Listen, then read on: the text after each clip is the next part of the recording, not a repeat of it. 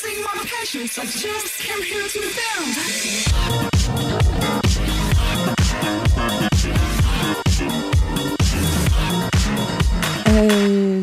La thématique, vous la connaissez, faut-il encore apprendre? J'imagine que vous avez tous un avis peut-être très tranché sur la question. Moi, j'en ai un. J'ai hâte de découvrir le vôtre. Et avant tout, on va d'abord présenter les intervenants. Roxane Varza ne peut pas venir, je ne sais pas pourquoi, mais elle n'est pas là. Yanouri, qui est en plein travaux. Faut que je me présente alors. Ouais. Oui. Bon, d'accord. Alors je m'appelle Yanouri et puis je suis enseignant. Je suis enseignant dans un collège des Landes. Et puis, pour faire bref, la question du numérique m'intéresse depuis à peu près le jour où j'ai mis les pieds dans une salle. Et du coup, je m'intéresse à la façon dont l'enseignant peut s'emparer du numérique pour faire progresser ses élèves. Alors, à cet effet, j'ai fait un site qui s'appelle Ralentir Travaux. J'ai écrit quelques livres, notamment des manuels scolaires. Et puis, mon dernier ouvrage s'appelle Un centaure à l'école, justement pour expliquer ma vision du numérique à l'école. Voilà. Ensuite, Nicolas Sadirac, directeur de 42. Donc, bonjour, donc, effectivement, je suis le directeur de 42. Que dire d'autre? Je suis directeur de 42. Voilà, je peux dire rapidement ce que j'ai fait avant. Donc, avant, je dirigeais l'Epitech, que j'ai fondé il y a 15 ans.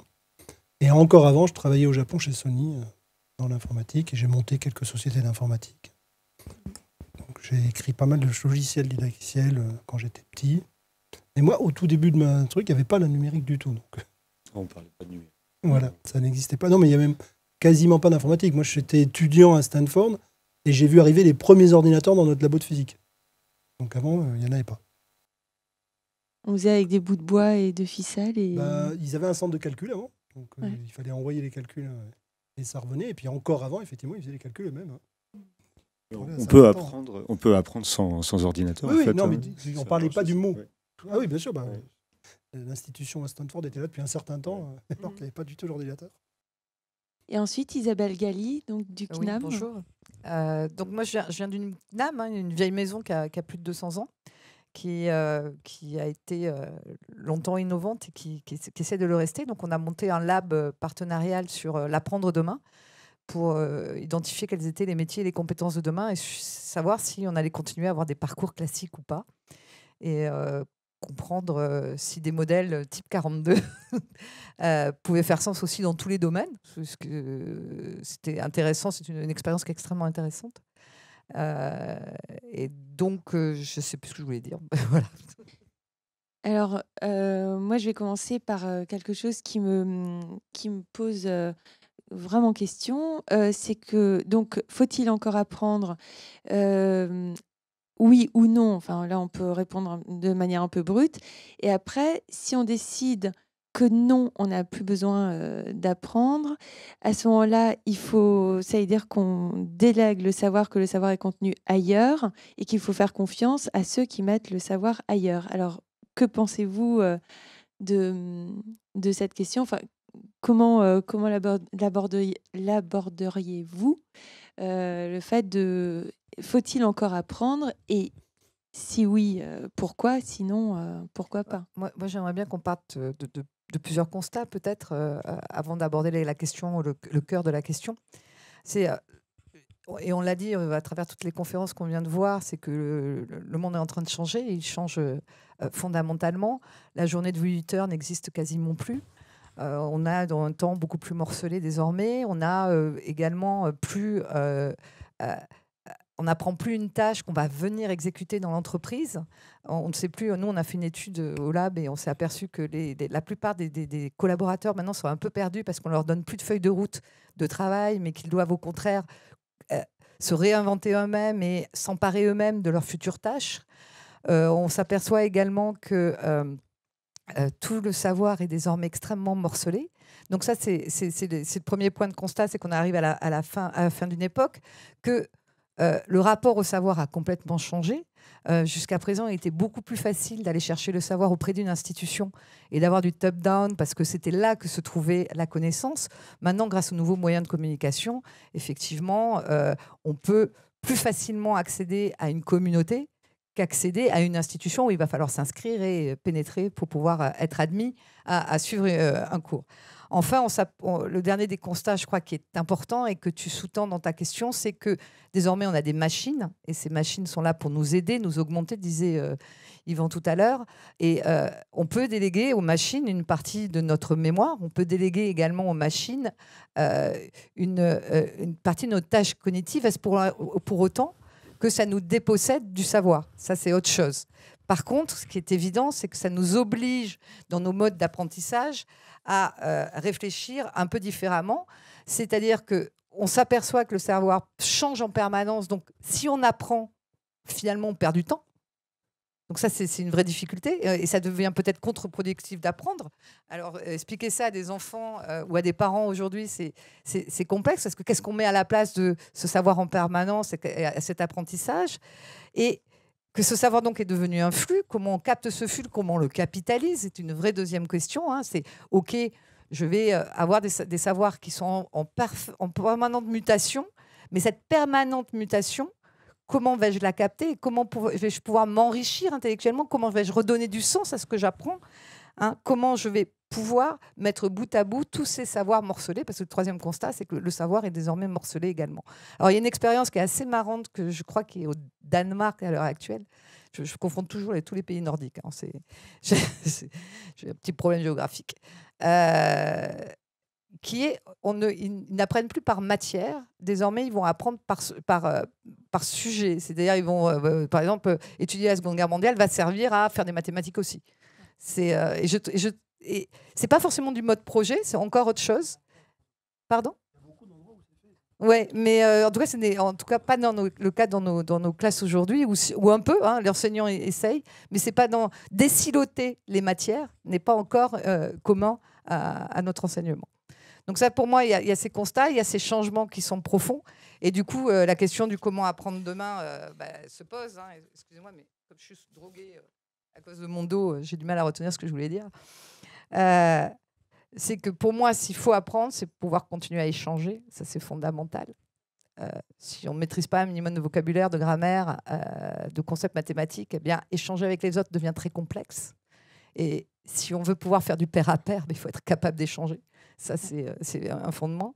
Si on doit pouvoir échanger avec les machines, si on veut pouvoir leur déléguer, il va falloir aussi pouvoir dialoguer avec les machines. Donc, c'est une deuxième chose qui me semble importante. Et pour pouvoir capitaliser des savoirs, il faut avoir quand même la big picture de ce qu'on va apprendre. C'est à savoir au moins les grands ensembles, les généralités. Et c'est peut-être ça, c'est peut-être cette capacité à balayer les savoirs, à explorer, à jongler avec, qui devient important, plus que apprendre pour apprendre. Et de savoir comment on peut mobiliser de manière transverse ces connaissances et savoir se concentrer. Alors juste, je termine, et après j'embête plus. Dans tous les modèles d'enseignement où il y a plus d'enseignants, il y a quand même moi une chose qui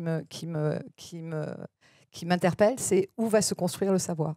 C'est dans le sens où il est nécessaire, quand on a besoin d'expertise, quand on a besoin d'aller chercher plus d'informations, de continuer à avoir des endroits où vont se forger les savoirs. Donc l'université était jusqu'à présent l'endroit où se forgeaient les savoirs. Est-ce que l'université doit disparaître au sens où elle est maintenant, ou est-ce qu'elle doit elle aussi se transformer comme une usine à savoir plutôt qu'une usine de transmission? Là, il y a un vrai débat à se poser. Ouais. Et ce qui me fait penser à justement tout ce savoir qu'on trouve en ligne et qui est essentiel, dont on ne pourrait se passer. Et je pense à Wikipédia qui s'est construit au fur et à mesure des années, qui a été très très critiqué au début par les anciens entre guillemets qui disaient oui mais ce n'est pas un livre, ce n'est pas une encyclopédie, c'est participatif. Et justement la vraie force de cette encyclopédie pour moi, c'est qu'elle soit participative et que des professionnels, enfin des experts de par le monde puissent apporter leur pierre à l'édifice et corriger au fur et à mesure, affiner les articles. Alors après, il est vrai qu'il peut y avoir des erreurs qui se glissent dans ces articles, mais qui sont censées être vues et revues et corrigées au fur et à mesure. Il y en a dans presque toutes les publications de doctorat. La revue Nature en 2005 a fait une comparaison entre l'Encyclopædia Britannica et Wikipédia, et il y avait un taux d'erreur à peu près similaire, alors sur la version anglaise, hein. Donc, Mais la contribution de l'enseignement supérieur dans Wikipédia est très importante. Ouais. Beaucoup d'enseignants contribuent. Je pense que c'est en ça qu'on ne peut pas s'abstraire d'avoir des lieux de construction des savoirs. Donc c'est un savoir collaboratif en fait qui se construit et qui est essentiel parce qu'il il se nourrit de toutes ces collaborations. Je ne sais pas si vous voulez rebondir sur ce qu'a dit Isabelle ou. Mais parce que Non, certainement pas rebondir. Déjà, je comprends. Enfin, moi, je suis pas très fan de la question, donc parce que la question qui se pose, c'est pas de savoir s'il faut apprendre. La question, c'est plutôt de savoir s'il faut enseigner. ce qu'il faut. La question, c'est plus de savoir. Parce que finalement, qu'il faille apprendre, c'est une évidence. On est forcé à tout moment, depuis qu'on est jusqu'à la fin, on est forcé d'apprendre à tout moment. Donc, on n'a pas le choix. Notre mécanique interne est faite pour. Donc, après, la question, c'est de savoir le processus d'enseigner. Est-ce qu'il est légitime dans ce processus-là? Ça, c'est plus là que ça se passe. Après, il y a une deuxième niveau. Ça dépend certainement des domaines. Mais bon, si on prend l'exemple de nos matières dont je parle, moi, je parle de l'informatique. Je forme des gens à l'informatique. Là, on a un problème plus structurel sur le savoir lui-même. C'est-à-dire que le savoir est source de problèmes. Pour une raison simple, c'est qu'il est chaotique. Quand je dis qu'il est chaotique, c'est-à-dire que c'est pas un savoir incrémental et c'est pas un savoir... Enfin, moi, je suis physicien d'origine. Je fais de la physique. En physique, si vous voulez, on apprend. La nature, elle existe indépendamment des êtres humains. Donc, on l'apprend, on essaie petit à petit de la comprendre. Mais un truc qu'on a vu à un moment donné, finalement, il est toujours vrai. Quand on lâche une pomme, elle tombe. On comprend plus ou moins comment elle tombe. On comprendra de plus en plus, mais ça ne changera jamais rien. En informatique, ce sont des ensembles de conventions humaines. C'est des choses qu'on a décidées entre nous. Donc quelque chose qui est vrai peut devenir faux. Il suffit qu'on décide de changer. Et pour vous donner une façon très claire de comprendre la chose, c'est que si vous faites un pont aujourd'hui en utilisant les technologies romaines, les Romains, ils pensaient qu'il y avait de la matière qui avait peur de la terre, d'autres qui préféraient, etc. Enfin, ils avaient une vision de la physique assez simpliste. N'empêche qu'ils font un pont. Aujourd'hui, vous pouvez passer dessus avec une voiture, ça marche. Ils savaient faire des ponts de 300 mètres à peu près, et vous êtes capable de passer dessus avec une voiture. Bon, si vous lancez un programme d'il y a 10 ans, il ne marche plus. Il ne marche plus du tout. Donc la physique ne répond pas à la même problématique que l'informatique. Faut bien comprendre. C'est vraiment important, ça dépend de la nature de ce qu'on veut. Or, aujourd'hui, de mon point de vue, on va de plus en plus dans un environnement conventionnel. C'est-à-dire qu'on va de plus en plus, la valeur ajoutée, je dirais, de l'humanité, va de plus en plus dans la problématique de résoudre sa propre problématique à l'humanité. C'est-à-dire que la valeur ajoutée, elle est dans notre rapport aux autres, de plus en plus et de moins en moins dans notre capacité à détourner son fonctionnement ou à changer la nature. Ça, on y est arrivé assez bien et on a à peu près structuré le truc. Donc du coup, on a un système d'enseignement qui a été fait essentiellement pour former des gens capables de répondre à des problématiques scientifiques. Sauf qu'on n'est plus sur des problématiques scientifiques. Et on essaie d'enseigner avec des méthodologies qui ont été faites pour enseigner la science, des choses qui sont en fin de compte de l'art, ou tout du moins, au moins du conventionnel, quoi. De mon point de vue, aujourd'hui, programmer, c'est plus un art, c'est beaucoup plus proche d'un art que d'une science ou d'un ensemble de connaissances. Okay. Et du coup, la problématique, par exemple, là, on parle de la construction du savoir. Construire un savoir sur quelque chose qui est exogène, c'est facile. C'est-à-dire qu'on regarde un truc, on essaie de le comprendre. Construire un savoir dans quelque chose qui est une convention, c'est-à-dire que chaque fois qu'on fabrique du savoir, ça modifie l'objet. Donc on est participatif au truc. C'est un peu comme le droit. Hein. Ça ressemble au droit. Ça ressemble au droit. Si ce n'est que sur le droit, on a une structure assez compliquée de vote. Là, on n'a pas ce système-là. Donc on a un système ça ressemble au droit, ça ressemble à l'art, ça ressemble à tout un ensemble de la littérature, etc. Ça ressemble à tout un ensemble de choses qu'on construit. Voilà. Et du coup, les méthodologies sont assez mal basées. D'ailleurs, au passage, on n'a pas dans le droit un ensemble de chercheurs qui cherchent à découvrir le droit. Ça ne nous viendrait pas l'idée d'avoir une faculté de gens qui soient là pour essayer de dire qu'est-ce qu'est le droit, qui regarderaient de l'extérieur des extraterrestres, qui diraient tiens, c'est quoi le droit humain? On a un ensemble de gens qui le vivent et qui changent le droit. Ouais, néanmoins, tu as des enseignants-chercheurs en droit qui vont essayer de comprendre la relation humaine. Ouais, mais et sa transposition dans le cadre juridique. L'interprétation des faits, la qualification des actes. En fin de compte, c'est une perversion du truc. Dans la réalité, ils ne font pas de droit. Parce que le droit, ils n'ont pas rien à dire sur le droit. Le droit, il est là. Il est constitué par nous et nos décisions collectives de dire ce qu'on admet qui est acceptable ou pas. Ça, c'est la règle de droit. Oui, c'est le cas. Et donc, du coup, on a une vraie nature différente. Et le chercheur en droit n'est pas en train de constituer le savoir dans le droit, mais un ensemble de choses. Et qui sont d'ailleurs, en général, pas très stables et assez différentes d'un endroit à l'autre. Donc, c'est pas C'est pas quelque chose d'aussi simple. Donc la question, elle est plus de se poser aujourd'hui, est-ce que finalement, enfin de mon point de vue en tout cas, est-ce qu'on n'est pas dans une phase où enseigner, le fait d'enseigner, est contre-productif par rapport à l'objectif? Voilà, c'est ça le fond de la question. Après, il y a un trigger, c'est bien évidemment, c'est pas un tout ou rien. Je veux dire, il n'est pas question d'arrêter d'enseigner complètement ou de ne faire que ça. Alors après, c'est où est-ce qu'est la barre par rapport à la valeur ajoutée qu'on a en tant qu'individu dans notre société ou en tant que contributeur dans un ensemble de valeurs, de projets, ou etc. Voilà, c'est exactement ça. Je voulais en venir là. Cette notion de trieur, on est exactement en train de se dire qu'il va falloir savoir faire une sélection tout seul, en observant les différentes données que l'on a et en extrayant ce qui va nous servir et ce qui est le plus probable d'être proche de ce qui est la vérité que l'on va chercher dans le domaine dans lequel on travaille. Donc, ce serait vraiment une question de sélection, finalement. Est-ce que j'ai besoin de retenir cette notion? Oui, non. Est-ce que celle-ci, je la prends ou je la jette? Enfin, ce serait finalement une histoire de sélection, quoi. Enfin, c'est bien ça. Bah, je pense que c'est plus compliqué que ça, parce que par exemple, si on revient sur l'exemple de l'informatique, la question de savoir ce que je dois retenir ou pas, elle ne se pose pas, il ne faut rien retenir. Ouais. Parce que tout ce qu'on va apprendre à un moment donné sera faux très vite et dangereux. C'est-à-dire que comme c'est le paradigme qui change, ça veut dire que moi j'ai enseigné, par exemple, j'ai été amené à apprendre de la reformation d'adultes, donc des entre guillemets vieux informaticiens, c'est 40 ans. Hein.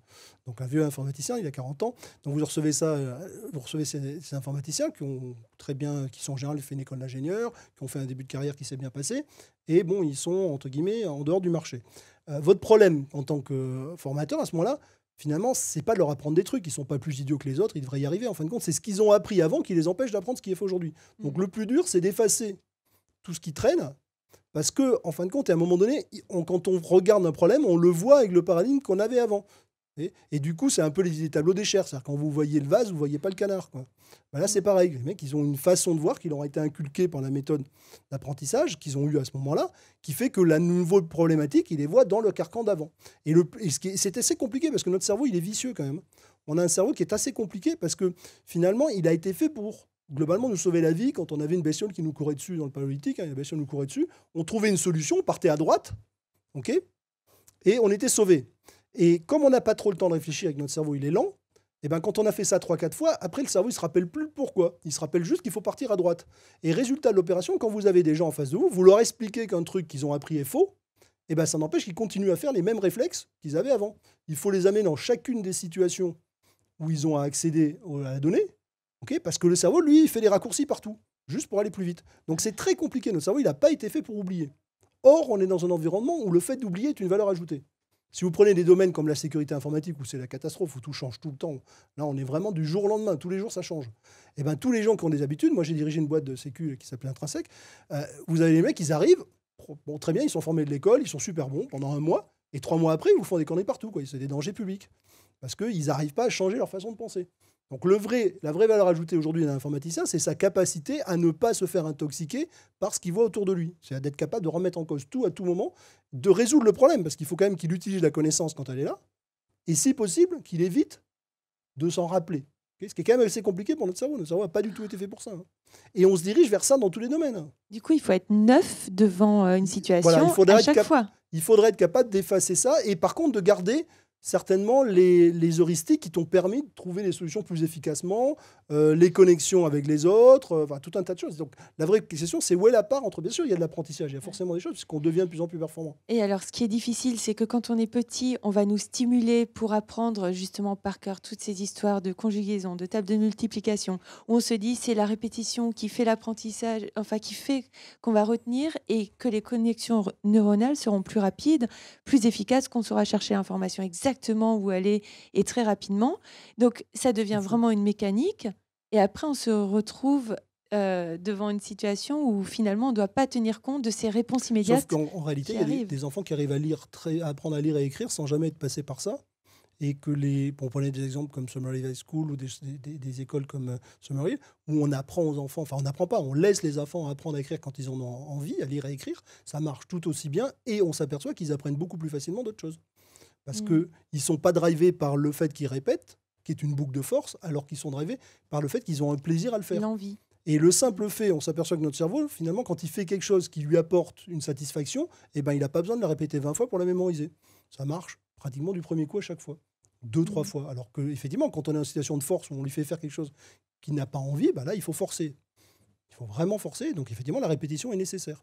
Donc, il y a des enjeux pédagogiques plus forts. Moi, je ne suis pas très spécialiste des tout-petits, mais dans l'apprentissage pour des plus grands, très clairement, le fait de forcer rend les choses bien plus pénibles, bien plus compliquées pour eux comme pour celui qui cherche à leur enseigner.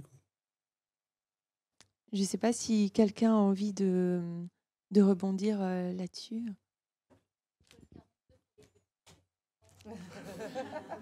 Alors, on collabore avec pas mal de monde. Hein. D'ailleurs, je reviens d'Ukraine, d'ailleurs, au passage, j'étais à Kiev il y a 2 jours.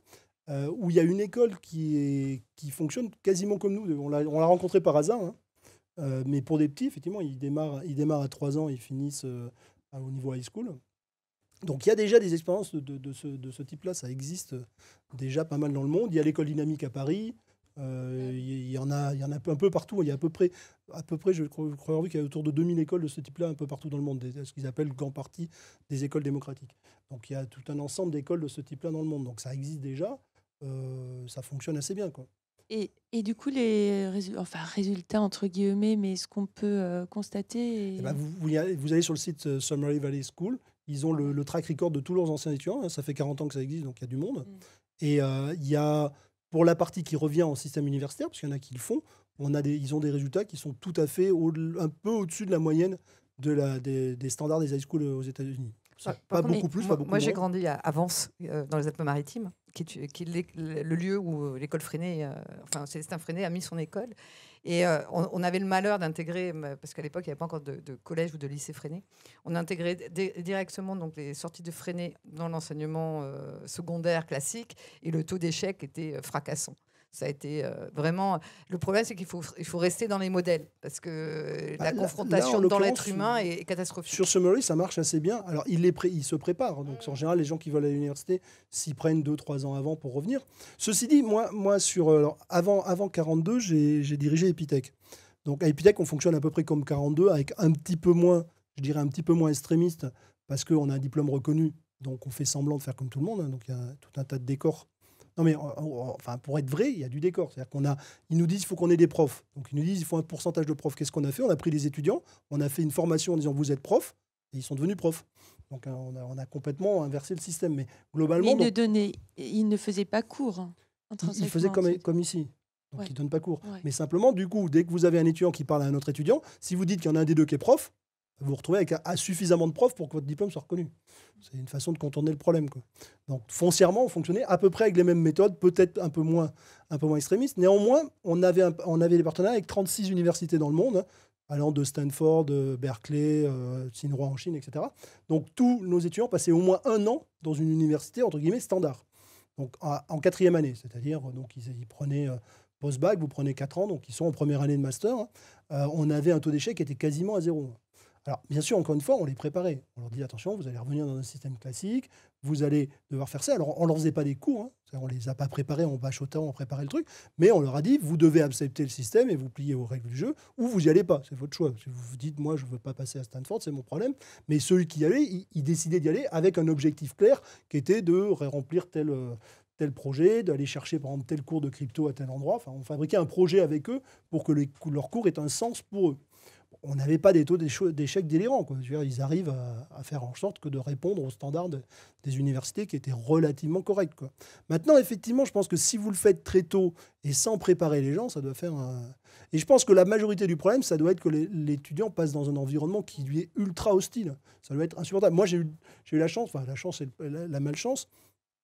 Je suis né en Afrique, donc mes parents étaient au Tchad, donc légionnaires, et donc j'ai fait l'école à la maison jusqu'en 6e.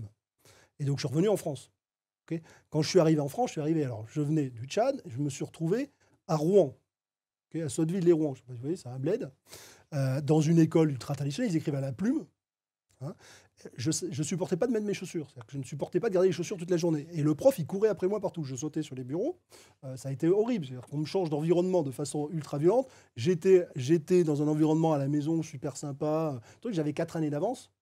Bon, ça a été ultra violent. Le truc, j'ai été malade. Ça a été terrible. Il y a même eu à un moment, j'ai mordu le prof. Quoi. Moi, j'ai mordu au sang. Ils ont été obligés d'appeler les gens pour que je le lâche. C'est vraiment violent quand vous changez quelqu'un d'un environnement. J'avais 11 ans, un truc comme ça, ou 7 ans, 8 ans. Quand je suis rentré 4 années d'avance. Oui, j'avais 4 années. Parce que allez, quand on fait à la maison, on va à son rythme. C'est comme ici, à 42, il y a des étudiants. Le programme est prévu pour 3 ans, j'en ai qui le font en 1 an.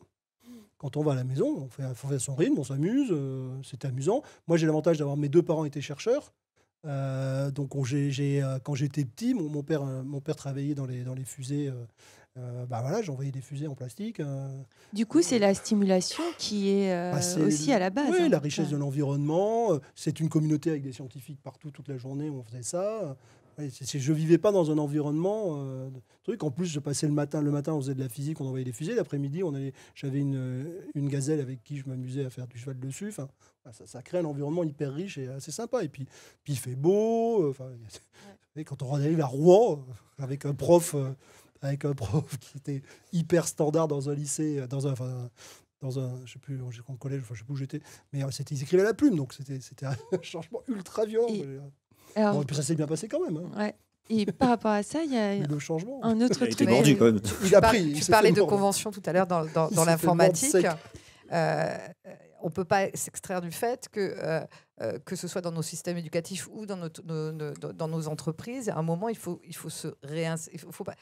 s'insérer. J'allais dire réinsérer, c'est idiot de ma part. Mais il faut s'insérer, c'est-à-dire que nos modèles doivent être en phase avec notre évolution sociétale.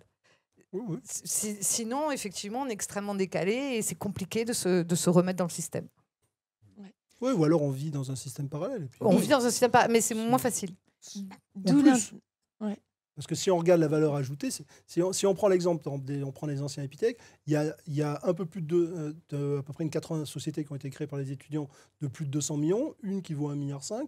Ils n'auraient peut-être pas fait la même chose s'ils étaient dans le système classique. Quoi.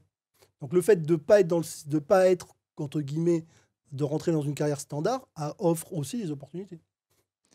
Et alors, au sujet de d'intégrer nos vieux modèles à un nouveau modèle de société, toi, tu le fais bien, Yann. Je m'y efforce, mais alors, avant de répondre à votre question, je voudrais juste prendre quelques précautions oratoires, parce que je ne voudrais pas avoir l'air de défendre le modèle de l'école dans tout ce qu'il a de plus traditionnel, mais enfin, c'est comme un lieu d'apprentissage où justement les enfants sont conviés à apprendre ce qu'ils n'ont justement pas envie d'apprendre. C'est ça l'école, en fait, parce que fondamentalement, on n'a pas super envie d'apprendre le théorème de Pythagore, ni d'apprendre le subjonctif plus que parfait. Si. Je vous garantis que moi j'ai fait des cabanes, j'ai fait les mains à la pâte avec des gamins, et je peux vous dire qu'ils se sont battus pour apprendre le problème de Pythagore. Quand vous faites ça dépend comment des élèves. J'aimerais bien que tous les élèves soient super motivés comme ça, mais c'est pas toujours comme exemple. C'est pas le la conjugaison. Avec la conjugaison, ce qui est bien, c'est qu'elle évolue pas beaucoup. Dans des endroits qui sont censés être sinistrés, on a fait un truc qui s'appelle Zubdeco, qui est une fondation pour aider les jeunes dans les quartiers. J'ai jamais vu un gamin ne pas se battre pour résoudre un problème, pour construire une cabane qui tient debout. Et sans Pythagore, ça passe pas. Mais on peut fabriquer des problèmes qui font ils que se ça marche battent pour conjuguer au passé simple ou c'est... S'ils ont besoin. Alors, un autre exemple, je ne sais pas si vous connaissez François Tadei, qui a fait donc, des expériences avec des gamins, encore dans des zones défavorisées, où il fait écrire des articles de recherche à des gamins, et il y a des subjonctifs passés nécessaires. C'est-à-dire qu'ils font ce qu'il faut pour se faire comprendre, quand ils en ont besoin. Et par exemple, à Epitech, on avait fait un truc qui était assez marrant. On reçoit des étudiants qui arrivent, traditionnellement, c'est informaticiens, ils sont nuls en français, il faut être clair. Ils sont nuls en français, ils sont persuadés que leur prof de français leur en veut. Et que de toute façon, quelque effort qu'ils soient, ils seront toujours nuls. Et que donc, il vaut mieux qu'ils soient meilleurs en informatique parce que ça rattrapera un peu le français. C'est l'état des lieux quand vous recevez un étudiant. Et voilà. Donc, le problème, c'est qu'ils vont aller en entreprise à la fin. Et effectivement, il faut quand même qu'ils fassent des mails à des êtres humains normaux qui comprennent à peu près ce qu'ils veulent dire. Vous avez ce problème entre les deux. On a fait un truc qui était tout bête avec une journaliste, qui était une journaliste qui écrivait dans un magazine programmé.com. Et on s'est dit, c'est pas compliqué parce qu'on n'arrive pas. On a démarré les cours de français, c'était une cata, ils comprenaient rien. On avait le même problème que tout le monde. On leur a fait un truc tout bête, on l'a fait entre eux. C'est-à-dire qu'on leur a donné des petites bandes dessinées avec 5 images et on leur a dit, écris 4 lignes qui expliquent les 5 images. ok. Donc un truc, mais tout bête, hein, du style le chat rentre par la fenêtre, il casse un verre, il ressort, enfin des trucs débiles. Donc ils écrivent 4 images, et après on donne ces textes qu'ils ont écrits à 10 étudiants de leurs camarades, et on leur dit, bah, trouve la bande dessinée qui correspond. C'est-à-dire on file 10 bandes dessinées qui correspondent à peu près avec quelques erreurs, et on se trouve au début à peu près 60% qui ne trouvent pas la bonne. On met les 6 étudiants qui n'ont pas trouvé la bonne dans une salle avec celui qui a écrit le texte, ils s'engueulent.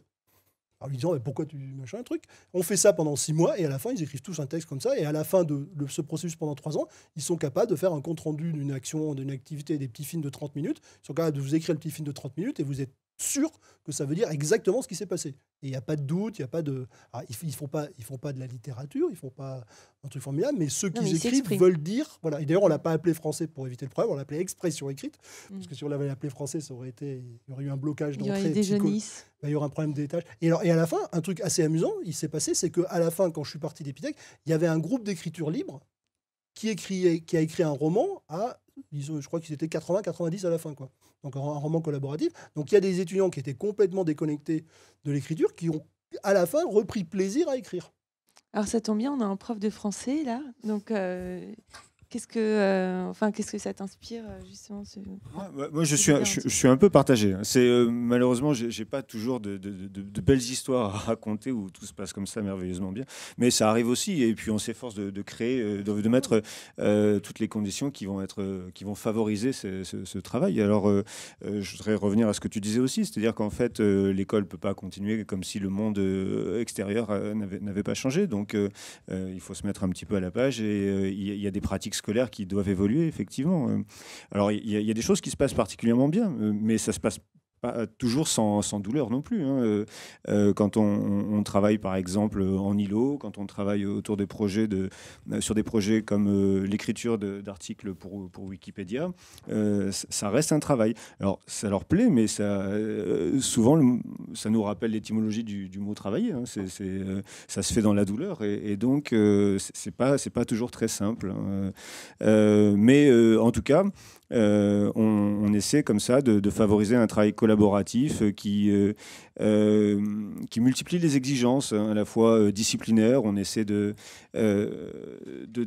transmettre des connaissances, mais aussi de comprendre ce que c'est qu'un wiki, ce que c'est que coder en Wikicode, des choses comme ça. Et du coup, pour un projet de cette ampleur-là, entre guillemets, j'imagine qu'ils s'appliquent à l'écriture, qui sont quand même beaucoup plus motivés que pour une dictée standard. C'est quasi mathématique. Il y a toujours un groupe pour lequel ça marche pas. Il y a toujours des élèves qui s'emballent pour tout, pour lesquels ça marche super bien, et puis il y a toujours un groupe qui est plus ou moins réfractaire pour X raisons. C'est-à-dire qu'un élève, il a une vie aussi, parfois cette vie le parasite aussi dans ses apprentissages. Oui, bonjour. J'entends que c'est plus facile quand un enfant, on lui parle de construire une cabane, d'écrire un article qui sera lu par d'autres. Et c'est plus difficile quand on parle de français, de mathématiques, de théorèmes. Est-ce que ce n'est pas aussi apprendre pour la vie qui rend les choses beaucoup plus faciles, motivantes, où finalement ça se fait presque, ça coule de source, que apprendre pour une matière, apprendre pour faire du français, apprendre pour faire des maths. Là, on apprend pour construire quelque chose tous ensemble, et il y a même une histoire. Quand on apprend le français, il n'y a pas d'histoire à raconter. Par contre, quand on apprend par exemple le théorème de Pythagore comme ça, des fois, en mathématiques, il n'y a pas d'histoire à raconter. Par contre, le professeur qui le rend vivant, qui va raconter l'histoire de Pythagore et qui va dire « Regardez là », et je parle de vie, vraiment. La matière n'est pas morte, n'est pas ennuyante, et on n'a pas l'attitude aussi comme ça. C'est aussi apprendre ce qui est vital pour nous, êtres humains. Et quand on parle de valeur ajoutée, il y a peut-être aussi ça à mettre en avant dans tout ce que l'on apprend. Ah mais tout à fait, c'est ce qu'on s'efforce de faire. Mais ce que je voulais juste dire, sur le fond, je suis d'accord avec tout ce qui se dit, c'est que, mais simplement, des fois, ça marche pas parce qu'il est 11h45 et que ça sent déjà les frites à la cantine. C'est l'appel de la vie, là, c'est le ventre, j'ai besoin de manger, c'est autre chose. Là, donc, le français sert à rien. Donc c'est difficile de lutter contre ça. Ouais, pourquoi lutter ? Parce que c'est l'heure. Non, mais il faut pas. Moi, je pense sincèrement que l'erreur de base, elle est là, c'est de croire qu'on fait faire quelque chose à quelqu'un sous la contrainte, ça marche pas. Et d'ailleurs, pendant longtemps, on peut même penser qu'une partie de l'enseignement a été fait que pour ça. Dans la punition. Mais après, moi, je m'inscris dans un mais ça a cadre été qui est fait celui de pour former l'école. des C'est-à-dire que militaires et je n'ai des pas la curés, possibilité de le changer, en fait. Faut s'en rappeler. Hein. C'est une question de temps. C'est que dans l'éducation, on veut faire rentrer dans un temps restreint le plus de notions possibles. Non, c'est faux. Les expériences montrent qu'en laissant les gamins apprendre tout seuls, ils apprennent plus de choses plus vite en moins de temps. Bah oui. Mais il faut tenter l'expérience. Tous les exemples qui ont été faits. Il faut quand même savoir que, par exemple, si on prend Summer Valley School, ça a été monté par 2 professeurs d'une université et qu'ils ont fait ça de façon scientifique. C'est-à-dire qu'ils ont mis des échantillons d'étudiants sur des tests et différents domaines et ils ont mesuré les résultats. Si vous prenez à Stanford, aujourd'hui, ils ont un système d'enseignement de la physique en autonomie qui est mis en challenge de l'enseignement classique. Et les résultats sont meilleurs. Donc il faut revenir sur des choses concrètes. D'une façon générale, un être humain, quand il prend plaisir à ce qu'il fait, il est beaucoup, beaucoup, beaucoup plus performant. Et le problème, il vient du fait que de se dire que finalement, ton gamin qui réussit pas aujourd'hui, c'est parce que tu lui as dit qu'il fallait qu'il fasse aujourd'hui. Vous voyez, un exemple tout bête. Vous avez un problème des gamins qui sont addictifs aux jeux vidéo. Après, ils jouent aux jeux vidéo. La meilleure technique pour les faire arrêter, c'est de leur dire « Mon gamin, tu vas jouer 4 heures par jour et je veux que tu fasses 2 niveaux par semaine. » Il va arrêter de jouer. Il y a des expériences qui ont été faites. Il va s'arrêter de jouer. C'est tout simple. À partir du moment où ça vient de lui, ça va se passer tranquillement. Et objectivement, après, il y a un phénomène collectif. Le gamin, il va assez... Dans l'histoire de Sherman, il y a une histoire de gamin qui est toujours donnée en exemple, qui est assez symptomatique, où il y a un gamin qui, pendant 2 ans, n'a rien fait du tout. Il allait pêcher tous les jours parce que ça le faisait chier d'aller en cours, etc. Enfin, de participer à l'activité. La truc, et ce gamin, aujourd'hui, est docteur en physique et enseigne. Et il a pendant un certain temps... enseigne différemment. Oui, il est au MIT et il fait partie de l'équipe qui fait Scratch. Donc, et il est à fond dans le... Et justement, c'est un exemple aujourd'hui qui est cité très fréquemment et il est très dans ce domaine. Mais au-delà de ça, ce qu'il faut comprendre, c'est qu'il ne perd pas de temps en réalité. C'est-à-dire que si forcer quelqu'un, de toute façon, c'est du temps perdu tout le long. Parce qu'il va prendre le réflexe de se dire, travailler, c'est chiant. L'école, c'est chiant. Donc du coup, effectivement, il va être en défensif. Tout son système d'acquisition, il va être obligé de le passer sur du système en force. C'est-à-dire qu'il va être obligé de se mettre dans un système de défense. Et on est fait pour ça. C'est-à-dire que quand on ne veut pas faire un truc, notre cerveau, il développe toutes les stratégies du monde pour ne pas y arriver. Et du coup, on pousse. Mais alors... Du coup, il faut répéter. Il faut lui dire que s'il ne réussit pas, ses parents vont l'engueuler. S'il ne pourra pas sortir, patati patata. Autrement, il ne fait pas. Et les étudiants de 42, justement, qui mettent plus de temps pour faire le cursus, il y a quand même, au bout d'un moment, un petit rappel où on va les convoquer. Enfin, j'en connais un particulièrement qui mettait vraiment beaucoup plus de temps à passer ses levels. Il y a un démarrage.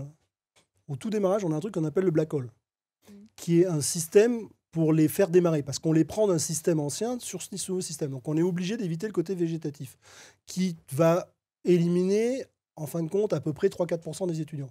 Voilà. Après, une fois qu'ils ont passé ça, c'est-à-dire à peu près les 18 premiers mois, il n'y a plus de limite du tout. L'étudiant, il peut prendre 20 ans et on ne le convoquera jamais. Le seul indicateur qu'il a, c'est la date de fin. C'est-à-dire qu'on lui dit, à la vitesse où tu vas actuellement, pour nous, tu auras fini en 5550 ou... Et alors les 3-4% du début, pourquoi finalement ils sortent de l'école soit ils ont pas soit ils se sont trompés, tout simplement. L'informatique, c'est pas vraiment leur truc.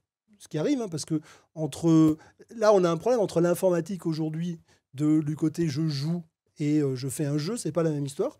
Donc il y en a qui sont trompés. Normalement, le système de sélection au début évite quand même sacrément ça, mais il y en a quand même qui se leurrent là-dessus. Soit on a un problème vraiment de gens qui n'arrivent plus à... C'est-à-dire qu'ils vont être dans un truc addictif, soit avec des jeux vidéo à la maison, soit... Enfin, vraiment un truc qui est assez lourd, quoi.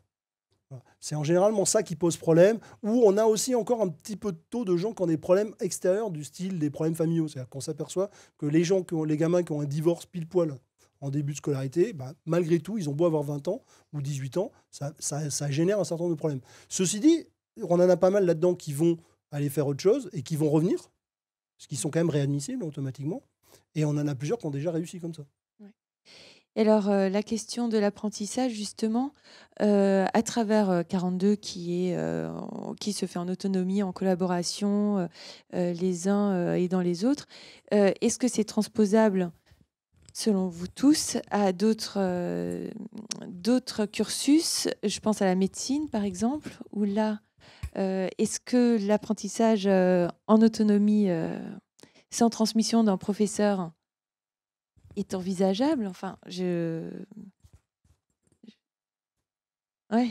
Est-ce qu'on se ferait opérer d'un médecin? Oui, certainement, parce qu'il aurait le niveau. Mais il aurait le niveau comment repenser du coup le système estudiantin Sur la question de la médecine, j'en ai franchement pas la moindre idée, hein. Je peux pas répondre, mais je me souviens d'un documentaire sur Canal+ il y a quelques temps, enfin c'était il y a quelques années hein, déjà en fait. C'était donc sur le numérique et la journaliste était allée voir une école où il y avait pas d'enseignants, enfin il y avait juste que des collégiens ou c'était des lycéens sur ordinateur et ça se passait pas bien du tout en fait. Et c'était un grand hall. Oui, c'est-à-dire qu'en et ils parlaient via Skype hein, ouais, avec leur voilà, professeur. ce genre de choses. Oui. Bien. Je pense que il y a une dimension humaine qui est absolument fondamentale en fait. Hein. Et l'école est un lieu éminemment social. À l'école 42, je suppose que les étudiants passent beaucoup de temps entre eux. Voilà, c'est-à-dire que le lien social. Enfin, oui. En fin de compte, si vous essayez de remplacer un processus en remplaçant des hommes par des machines, jusqu'à maintenant, ça marche pas. C'est-à-dire que les machines font une version dégradée. Si vous faites exactement la même façon que vous voudriez faire, c'est-à-dire si à la place d'un prof, vous mettez un robot, ça va pas marcher. On sait pas encore faire. Je sais pas que ça va jamais arriver, mais pour l'instant, on sait pas faire. Voilà. Par contre, ce qui est aujourd'hui, si vous voulez, un étudiant, c'est-à-dire quand vous avez un prof qui parle, l'étudiant, il reçoit de l'info. Okay, donc, il y a un échange. De temps en temps, le prof échange avec l'étudiant. Okay, mais il en a un, ils sont 30. Maintenant, si vous avez 30 étudiants qui parlent entre eux, l'étudiant, il est en permanence dans le mode qui est le mode où il a le plus de valeur ajoutée. Okay, donc, le nombre d'interactions humaines dans un système comme 42, il est énormément plus important que dans une classe. Et particulièrement une classe, alors peut-être une classe de petits, c'est déjà mieux, mais dans une fac, moi j'étais à Stanford, on était 300 ou 400 dans les amphis, et j'étais français, j'ai arrivé en France, j'ai posé une question au prof, je me suis fait défoncer parce qu'on ne pose pas de questions au prof pendant qu'il parle. Hein. Donc on pose des questions à la fin, c'est normal parce qu'on fait chier tout le monde, ils sont 300. Quand tu réfléchis, logiquement, le flux d'informations arrive du prof, et si tu l'interromps, quelque part, tu fais chier 300 mecs. Hein. Donc du coup, il y a un problème. Mais en attendant, le nombre d'interactions humaines, il est plus fort dans un système peer-to-peer où les gens parlent entre eux que dans un système où il y a un qui parle à tout le monde parce que l'interaction elle est ultra faible. C'est-à-dire qu'on a des gens qui écoutent et un qui parle. Là, moi, je reviens d'une learning expedition on est allé voir un peu ce qui se passait dans des facs américaines, et donc notamment UCLA, Stanford et Berkeley.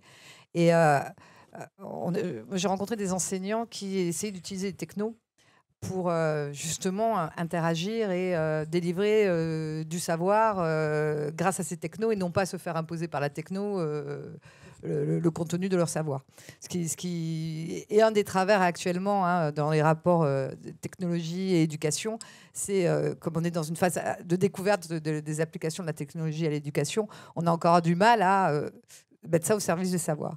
Et ce qu'on s'apercevait, c'est qu'effectivement, l'enseignant essaye de déposer les ressources, c'est-à-dire à construire des savoirs et les met à disposition, et passe son temps à créer ce lien avec les élèves, entre les élèves, à animer sa pédagogie.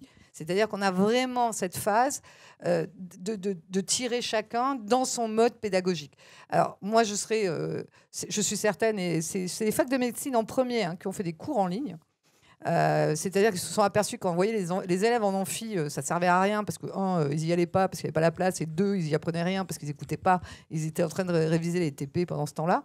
Donc, ils ont littéralement dématérialisé et ils ont focalisé sur de la fabrication de contenu en ligne qui soit de qualité et qui permettent aux étudiants d'avoir accès à ce savoir quand ils ont le temps finalement. Et je pense, moi, c'est mon futur d'hybridation entre ce qu'on est capable de construire comme savoir qui soit le mieux partageable. Et après, il y a la problématique qu'on n'a pas du tout abordée là, c'est le parcours, c'est le cursus. C'est comment, moi, je vais me retrouver en tant qu'acteur de ma propre formation, de mes propres compétences, pour aboutir à un résultat défini par moi ou par le marché du travail. De toute façon, ce qui est certain, enfin, d'après ce qu'on vient de dire là depuis un certain temps, c'est que c'est mettre les mains dans le cambouis qui fait apprendre, qui fait progresser. Le fait d'avoir une connaissance toute cuite comme ça, qui tombe dans le bac, qui nous pas est que donnée. Parce qu'il y a les inspirants. Moi qui participe à 1 milliard de machins autour des startups, il y a toujours ces sessions inspirantes. Vous savez, c'est TEDx incroyable où le type il va vous parler de la découverte de sa vie ou de sa façon de voir le monde et ça c'est typiquement du top down. C'est-à-dire, il vous délivre d'un coup comme ça de manière fulgurante le résultat de quelque chose qui pourra vous amener, vous, vers une réflexion plus en avant, plus loin. Qui fait une étincelle et on se dit... C'est ça. si Donc, il y a de tout dans l'enseignement. Il y a du pair à pair, mais il y a aussi cette inspiration qui... Et peut-être que le rôle de l'enseignant est dans l'inspiration maintenant. Ou dans la transmission. Il va y avoir différents types d'enseignants, de toute façon. Il faut être un peu honnête. Il n'y a pas beaucoup d'enseignants inspirants. Pourquoi ? Parce qu'il n'y en a pas. La probabilité dans votre vie, en tant qu'étudiant, de tomber sur un enseignant qui a fait un TEDx, elle est extrêmement faible. Ne serait-il pas plus simple de leur donner accès à tous les TEDx et de les laisser travailler entre eux, plutôt que de leur imposer des assistants non inspirants? Le fond du truc, c'est que c'est vrai que le processus, ça c'était possible. Le truc, c'est là, c'est facile, on parle d'un modèle existant qui a des millénaires, qu'on n'a pas encore transformé, c'est etc. Ça, que... Mais tout à fait. De toute façon, tout le monde a accès à TEDx. Attends, oui, non, d'accord, mais je suis d'accord, mais c'est pour que ça ne justifie pas justement de fait. Je connais plein d'enseignants qui ont fait des TEDx. Je suis désolée. Moi aussi. C'est pas le sujet. Ce que je suis en train de vous dire, c'est que ça n'est pas une raison pour imposer le temps de mobilisation d'esprit des jeunes en face de quelqu'un qui, lui, n'est pas dans ce processus d'informatique. Même à la rigueur, c'est même injuste vis-à-vis du prof qui est en train de répéter la même chose tous les ans. Il ferait mieux de se concentrer sur son prochain TEDx, s'il en faisait partie. Parce que ça va lui prendre du temps et c'est compliqué. On est tout à fait d'accord. Actuellement, les enseignants qui fondent, par exemple, des MOOC ne sont pas du tout reconnus pour cet aspect de leur enseignement. Ils ne sont même pas payés pour ça. Ça dépend où, mais moi, j'ai rencontré, il y a peut-être une quinzaine d'années, c'est quelque chose qui m'avait assez marqué. J'avais rencontré un prof du RMIT. RMIT, c'est une fac en Australie, à Melbourne. Je l'ai rencontré en Thaïlande, sur la plage. Il était en train de travailler, je lui demande qu'est-ce que tu fais. Je prépare mes cours. Et le prof était quand même, il m'expliquait qu'il était très heureux parce que justement, il a été depuis à peu près 5-6 ans, il faisait plus de cours du tout. Il m'expliquait comment c'était l'horreur de passer son temps à répéter la même chose et qu'il était très content de construire des trucs avec d'autres. Donc il était en Thaïlande avec une fac thaïlandaise, il faisait des workshops là-bas, il écrivait ses cours pour ses étudiants, il répondait à ses étudiants à distance, etc. Bon, le RMIT est une des toutes premières facs à avoir fait ce genre de truc. Ils ont des cursus complètement en ligne jusqu'au doctorat. Mais au-delà de ça, même le prof, ça le libère, quoi. Objectivement, c'est pas un... Enfin, il y a quand même... C'est vrai qu'à un moment, on n'a pas eu le choix. Il faut être clair, il y a un moment, on avait des savoirs et on ne savait pas les transmettre autrement qu'en parlant. Après, on a su un peu mieux le faire par écrit, mais ça ne marchait pas bien. Mais aujourd'hui, on a des technos plus efficaces. Quoi, non, mais la pédagogie de projet existe depuis un bon moment. Et je me souviens d'une expérience en 2002. Où le professeur, sans digital, donnait un sujet aux élèves. C'était beaucoup plus horizontal déjà en Angleterre à l'époque, début 2000. Et les enfants allaient où ils voulaient, alors à plat ventre dans le couloir. Personne ne s'en souciait. Il y avait aucun meurtre d'ailleurs. Il y avait 0 blessé à l'arrivée. Et ils travaillaient en prenant les outils qui leur convenaient en groupe comme ça. Et puis ils débriefaient après avec le prof. Et ça marchait très bien. Ils étaient très... Ouais. Oui, mais aujourd'hui, ça moi, se fait énormément. je reste persuadée qu'il n'y a pas que la pédagogie par projet. C'est une grande place. Les arts et métiers, typiquement, ont été à l'origine une pédagogie par projet, puisque on apprenait des métiers. Donc, on ouvrait. Les arts et métiers, c'est né. Ils ont sorti les machines dans la rue à la population parisienne, et les Parisiens venaient apprendre à se servir des machines, puisqu'on avait mis fin à la Révolution française au corporatisme. Donc, on est vraiment sur ce type de pédagogie depuis le départ. Et pourtant, derrière, on a développé des figures inspirantes. On a essayé de développer des savoirs parce qu'on a trouvé ça important aussi. J'ai l'impression que ça pose un peu la question de la privatisation en fait de l'école, tout ça, parce que j'essaye de soutenir mon collègue. Quand on est enseignant, on nous rappelle bien qu'on est fonctionnaire, on a des programmes, on a des inspecteurs, et on meurt d'envie de faire ce qu'on veut dans nos classes. Et moi, j'aurais adoré être prof de curiosité et travailler sur l'épanouissement de l'élève, et c'est tout, et pas faire mon programme d'histoire géo chiant avec des élèves de 4e qui n'en ont rien à faire parce qu'ils ne sont pas soutenus à la maison et parce qu'on partait de trop loin, il y avait trop de choses à reprendre.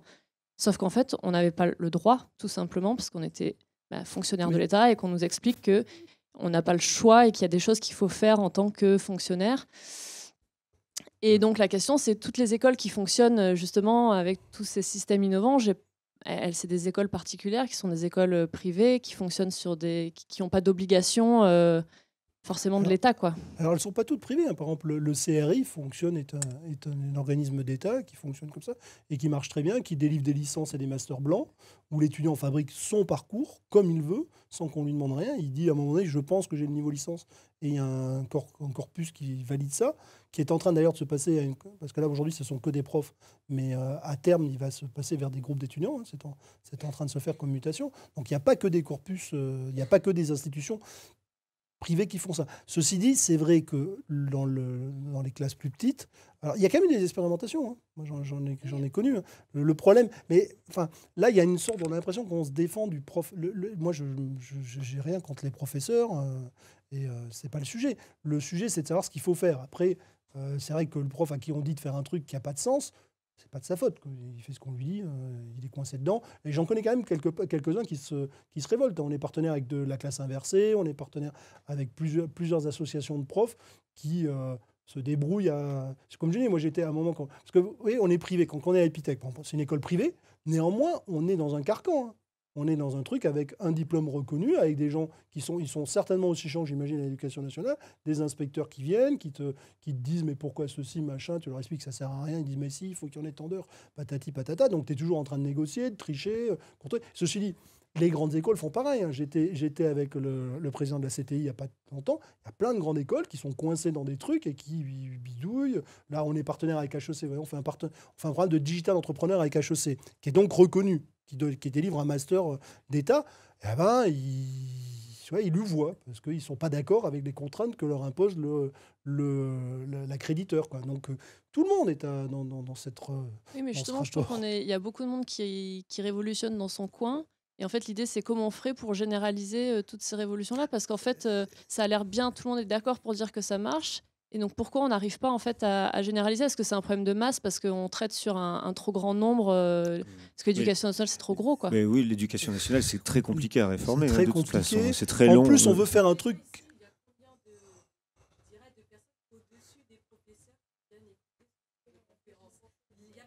Non, il y a beaucoup... Non, ça, c'est pas vrai. Moi, je rencontre beaucoup de gens du ministère de l'Éducation, donc y compris, on avait la directrice générale. Il y a beaucoup de trucs dans tous les sens. Je pense que... Alors, moi, je pense, si on réfléchit à pourquoi ça déconne, il y a un truc assez compliqué, mais c'est vraiment difficile. Il y a déjà une volonté, c'est de vouloir faire partout pareil. Ça, à mon avis, ça rend le truc insupportable. Le fait de ne pas supporter la diversité, le darwinisme, faire des essais, etc. Le fait de dire on fait des petites expériences, et bien après, on veut que tout le monde se la colle. Alors ça, je pense qu'ils se mettent des bâtons eux-mêmes dans les roues tout seuls. Donc le fait, il faudrait qu'ils arrivent à libérer justement que chaque établissement gère sa vie, etc. Le principe d'égalité à la française qui est un obstacle à notre propre développement. C'est un vrai problème, ce truc, quoi. Bon, ça, c'est un vrai sujet qui est très compliqué. Et dès qu'ils y touchent, parce qu'on en a parlé, moi j'avais rencontré Mme Furasso il y a quelques temps, je pense que tout le monde est conscient de ça. Mais après, on rentre dans des problèmes de posture. C'est-à-dire que tu dis, ouais, mais alors là, vous voulez changer ce truc-là. Et tu n'écoutes plus ce que tu fais. Tu écoutes le principe de ce que tu es en train de faire. Et tu te rentres des problèmes de syndicaux, de corporations, machin, où personne... Il y a un espèce de compromis qui s'est mis en place, où personne n'est content. Mais on ne bouge pas de ligne. Donc tout va bien. Voilà. Ça, c'est très dur. Et à mon avis, c'est un vrai enjeu. On n'est plus en train de parler de pédagogie. On est en train de parler de conduite de changement, de politique, de trucs. Après, à chaque fois qu'on a un débat sur l'apprendre ou la transmission de connaissances, on a cette problématique de l'éducation nationale telle qu'elle est. Ah oui. Alors, à chacun d'entre nous d'en prendre ce qu'on peut aussi de cette éducation nationale. Je suis désolée, mais on est un peu aussi dans la responsabilisation personnelle. Et il faut et malheureusement pour les parents, c'est comme dans l'entreprise, eh bien, l'école n'est plus le seul endroit où on va développer son enfant. Et en tout cas, en l'état actuel de l'école. Et au contraire, on va pouvoir y trouver des choses qu'on n'arrivera pas à lui donner à l'extérieur. Donc, il faut arriver, en tant que parent, à mixer les avantages et les inconvénients de cette école telle qu'elle est. Hein. De toute façon, il n'y a pas le choix. Ouais, mais il faut le faire de manière positive, parce que si on le fait toujours de manière négative en se disant c'est un obstacle, au contraire, essayons de transformer l'école de manière positive, c'est d'en faire un complément d'apprentissage et de faire en sorte que nos gosses, grâce à des multitudes d'initiatives, puissent aussi se développer. Oui, non, quand Sarah posait la question de comment est-ce qu'on arrive à généraliser, comment est-ce qu'on arrive à diffuser plus et peut-être mieux, il y a un truc qu'on oublie un petit peu et pourtant qui a une grande force, sont les vents contraires. Quand on voit la violence de certains échanges sur des sujets qui sont censés aller dans le sens de l'avancée, bah oui, bien sûr que ça pose question sur comment est-ce qu'on peut diffuser largement. Parce qu'aujourd'hui, le vent contraire, il a quand même une voix qui compte.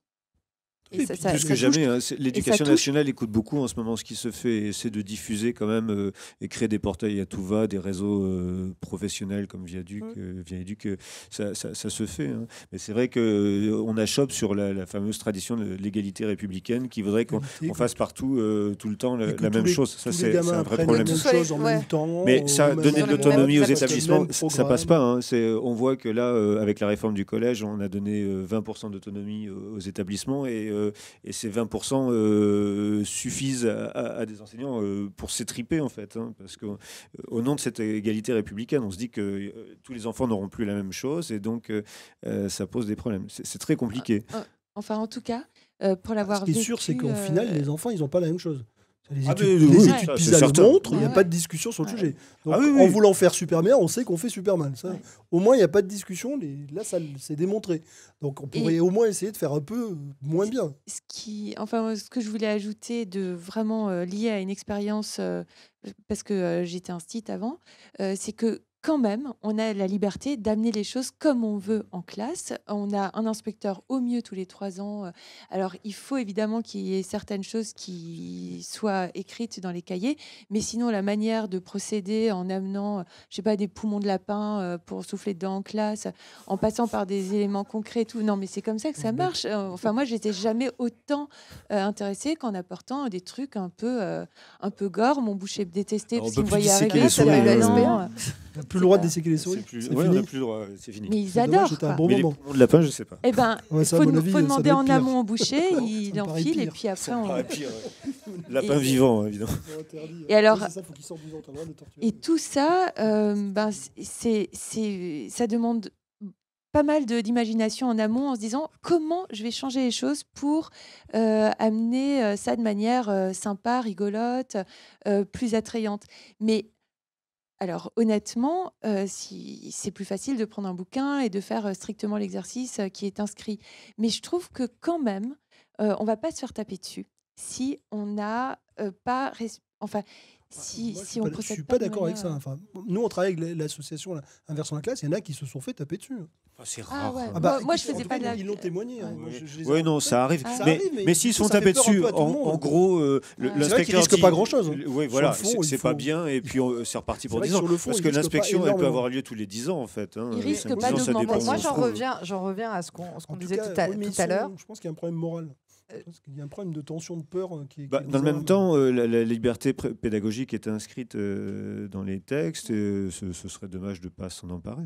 Dans la table ronde précédente, on parlait du rôle des parents, par exemple, ou une autre personne a parlé des associatifs. C'est plus là qu'est le risque. Des associatifs.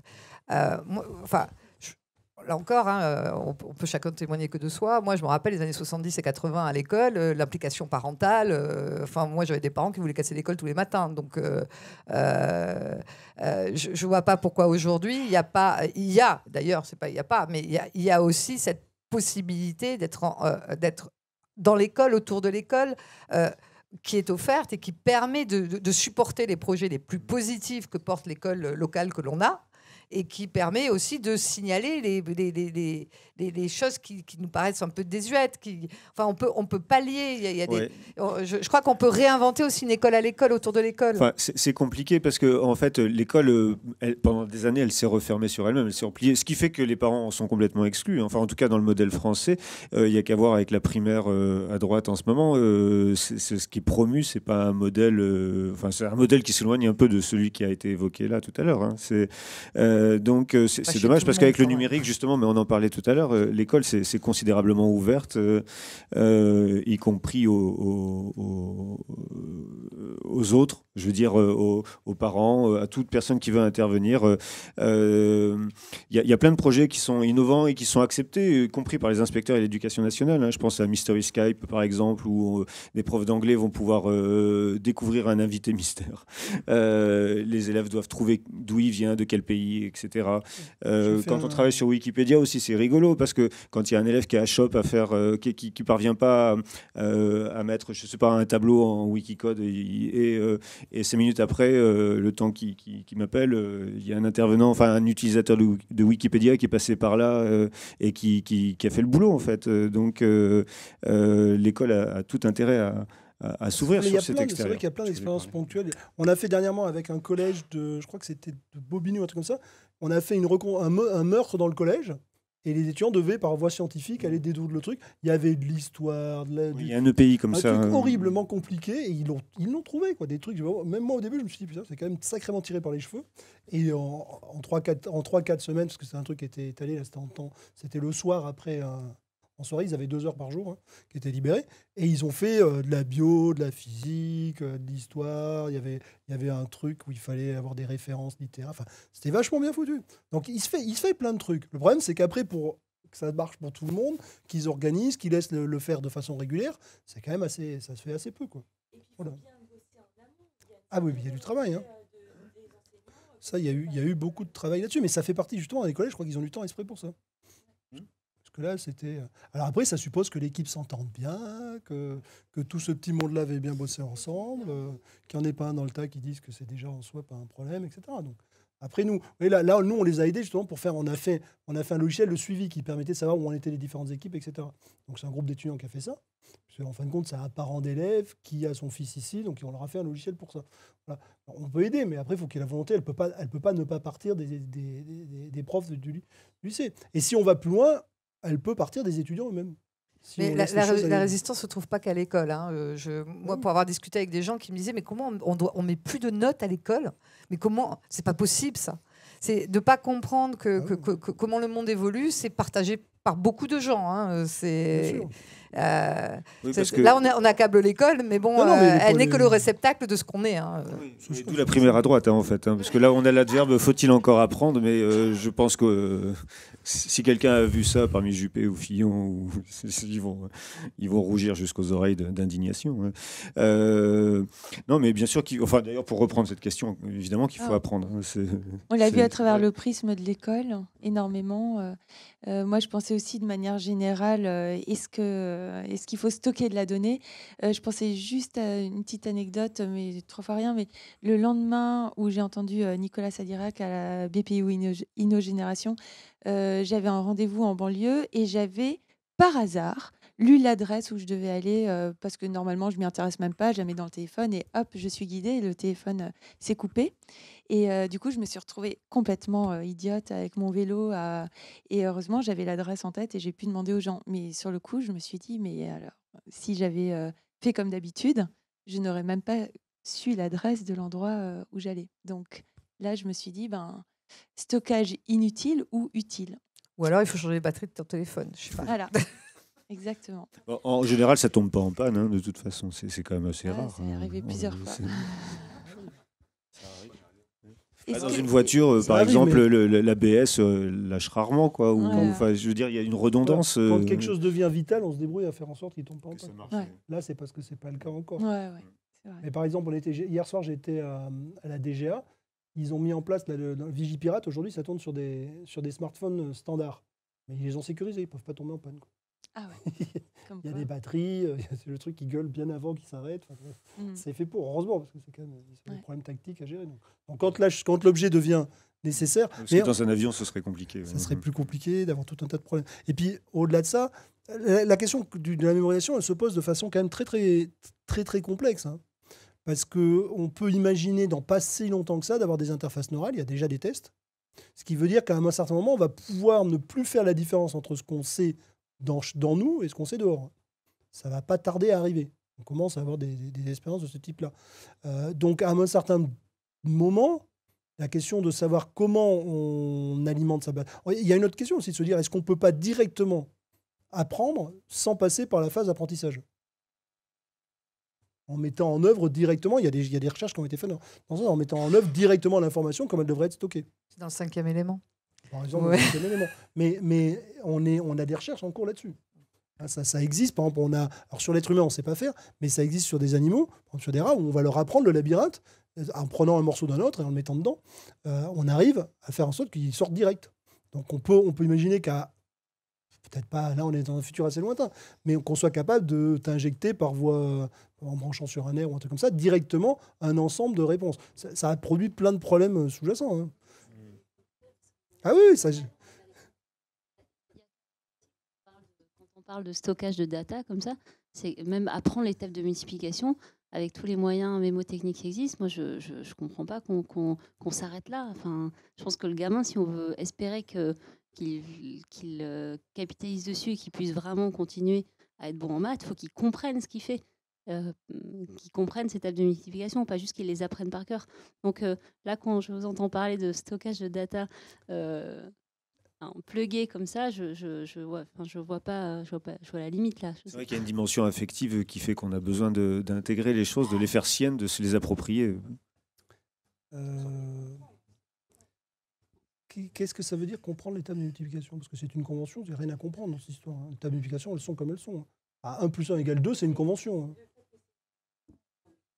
Quand on fait 8 x 9, comprendre ce que ça veut dire. Quoi. Enfin, non, c'est pas pareil. Un gamin qui répète ses tables et qui comprend pas ce qu'il y a derrière, qui a 8 fois 9 quantités, ça n'a rien à voir. La répéter, non, les tables de multiplication... multiplication, Une fois qu'il a compris comment elle se construit, la connaître... Bah oui. C'est au-delà du ça devient du par cœur une fois qu'il a compris, le tout petit a compris à dénombrer. Eh ben non, d'ailleurs, on pense que ça passe dans l'autre sens. On pense qu'il apprend d'abord par cœur avant d'en faire la déduction. Donc, en cognition, aujourd'hui, on est plus à peu près convaincu qu'on apprend dans l'autre sens. On apprend d'abord par cœur et après... Le bled, c'était un bon moyen d'apprendre avant. C'était un moyen qui... Ce truc qui était super relou pour nous apprendre des trucs. Ça existe toujours. Ah ouais? Bah oui, bien sûr. Oui, je pense effectivement qu'on commence par apprendre par cœur avant de comprendre. En tout cas, les éléments de sciences cognitives qu'on a actuellement montrent ça. Oui, c'est ça, plutôt en appliquant. Maintenant, est-ce que c'est une bonne chose? C'est autre chose. En tout cas, c'est comme ça qu'on a tendance à le faire. C'est-à-dire que l'école, elle fonctionne comme ça pour le moment. C'est parce qu'on oblige les gamins à faire ça. Alors tu auras besoin de ça plus tard. Alors que le gamin qui va être mis dans une situation où il a besoin de faire des multiplications pour résoudre des problèmes de la vie courante, typiquement un gamin qui ne sait pas lire, il y a des exemples de gamins qui ne savent pas lire, mais qui sont dans un pays sous-développé, qui tiennent la boutique du parent et qui toute la journée font l'encaissement et font donc les multiplications, etc. Et ben, on s'aperçoit que ça n'utilise pas du tout les mêmes zones cognitives, la multiplication, que la zone qu'on a en passant par l'école. On a une zone qui est souvent une zone visuelle dans le premier cas du gamin, et dans l'autre zone, on a une zone de stockage. Il ne mobilise pas la même intelligence pour y arriver, bien sûr. Et du coup, le premier est certainement plus dans une logique de compréhension, parce qu'il a besoin de résoudre son problème, qui est de savoir combien ça a coûté quand on lui ramène 5 morceaux de trucs, plus 3, etc. Que l'autre, qui est finalement dans le besoin de résoudre un problème que lui est imposé par un adulte qui ne comprend pas pourquoi, et on lui fait faire cette multiplication dont il se fiche complètement. Et donc, du coup, il va stocker... À ce problème-là, quand on me pose cette question, je réponds ça pour pas me prendre une baffe ou pour pas me prendre une mauvaise note parce que mes parents me fassent la grimace en rentrant à la maison, quoi. Ou parce que j'ai un chantage affectif de la maîtresse, parce qu'elle sourit quand je suis content et quand elle n'est pas contente. Parce que c'est comme ça que ça commence. Tout petit, le début de l'histoire, c'est le sourire de la maîtresse qui fait l'histoire. C'est-à-dire que ça, des sciences cognitives le démontrent assez fortement. Donc voilà, l'apprentissage aujourd'hui, il n'est pas si... On doit pouvoir éviter ce côté stockage, mais aujourd'hui, on fait presque tout le contraire.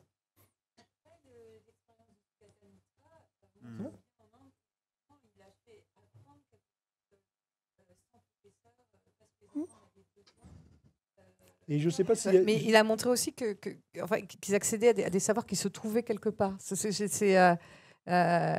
fait, il les a réunis, et ça lui a permis effectivement de construire par cet échange et sur le besoin immédiat, etc. Mais aussi, il leur a appris, il leur a pas appris, mais ils ont pu trouver des savoirs quelque part. C'est ouais. Il a la fenêtre ouverte vers un savoir. Enfin, il a multiplié les expériences de ce type, effectivement. Oui. Et à chaque fois, il a tablé sur le fait qu'il y avait un ordinateur, que c'était en anglais, parce qu'au début, c'était quand même assez tôt dans les années 90, et que les enfants, parce que c'était des enfants, les enfants allaient travailler ensemble, et allaient s'entraider et développer des capacités pour apprendre par eux-mêmes. Ils n'allaient absolument pas travailler. Non, mais justement, il n'y avait pas de forme d'obligation. Il est mis un ordinateur dans un mur et il est parti. Sans rien dire, pas d'instruction. Avec d'une seule instruction, les adultes, il avait fait un truc autour, les adultes n'ont pas le droit de passer cette ligne. Sinon, on l'enlève. C'est tout. Et il a fait un essai. Donc, les enfants ne parlent pas anglais dans les villages indiens. Donc, ils ont appris l'anglais. Ils ont fait un essai dans un village où ils ont mis un prof d'anglais et donc le nouveau ordinateur. Il y a eu des moins bons résultats en termes d'apprentissage d'anglais. Et ils ont fait le seul truc qui a marché mieux, c'est ce qu'ils appelaient le Green Mother Effect. C'est-à-dire qu'ils ont embauché des grands-mères en Angleterre qui faisaient du Skype avec les gamins en leur disant ouais, c'est bien, t'es bon, t'es top. Juste mais qu'il soit bon ou pas, ils disaient toujours c'est top, bravo. Il appelle ça la pédagogie des grands-mères. Je l'ai vu il y a 15 jours, on était à Educause et c'est là où je l'ai rencontré. Tout à fait. Et effectivement, il était très centré sur la bienveillance des grands-parents par rapport au principe éducatif des parents.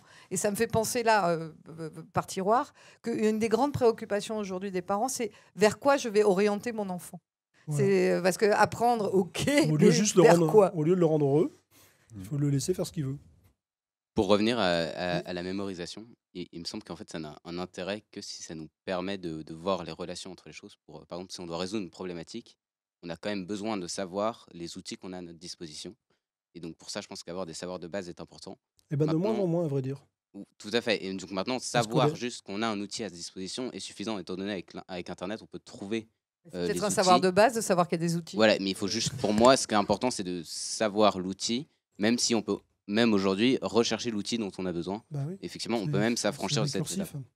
Mais il y a des savoirs de base à acquérir quand même. Il faut savoir lire, par exemple.